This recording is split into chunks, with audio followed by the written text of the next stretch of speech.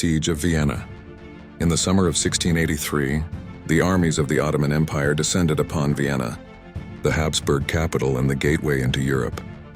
At their head rode Grand Vizier Kara Mustafa Pasha, commanding perhaps 150,000 soldiers, janissaries, cavalry, artillery, and engineers. His ambition was nothing less than to break Habsburg power and open the road to Germany and Italy. Inside Vienna, only about 15,000 defenders under Count Ernst Rüdiger von Starhemberg prepared for a desperate stand. The walls were strong but outdated, the garrison small, and thousands of civilians had crowded within. Yet Starhemberg swore the city would hold. On July 14th, the siege began. Cannon battered the bastions day and night. Sappers tunneled beneath the walls, packing mines with powder to blast breaches open. Starving civilians and weary soldiers worked together to repair damage and collapse tunnels. Supplies dwindled. Bread was mixed with sawdust. Horses slaughtered for food. Plague spread. Still, Vienna fought on. Beyond the walls, Christendom rallied. Pope Innocent XIII forged a coalition.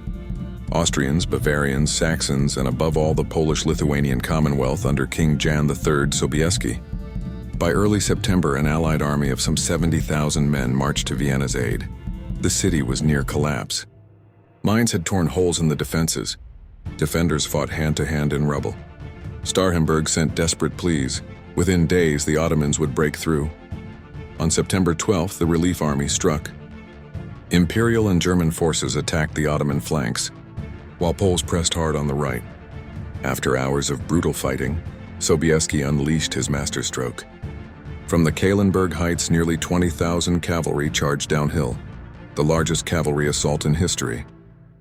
At their head rode Sobieski and his famed Polish winged hussars, armored giants whose feathered wings thundered across the battlefield. The Ottoman lines collapsed in panic. By evening, the siege was broken. Kara Mustafa's army fled in chaos, abandoning its vast camp. Vienna was saved. In gratitude, Sobieski entered the city as a hero, writing humbly to the Pope, "We came, we saw, God conquered." The consequences were immense. Kara Mustafa was executed for his failure, strangled with a silk cord. The Ottoman dream of conquering Central Europe ended at Vienna's walls. From this turning point, the empire would retreat, while the Habsburgs rose to power. In legend, the battle lived on. The thunder of hussars, the crescent-shaped croissants said to mock the enemy, and the memory of a city that refused to yield. The Siege of Vienna was more than the salvation of a capital. It was the moment the tide of Ottoman expansion turned, and the future of Europe was set on a different course.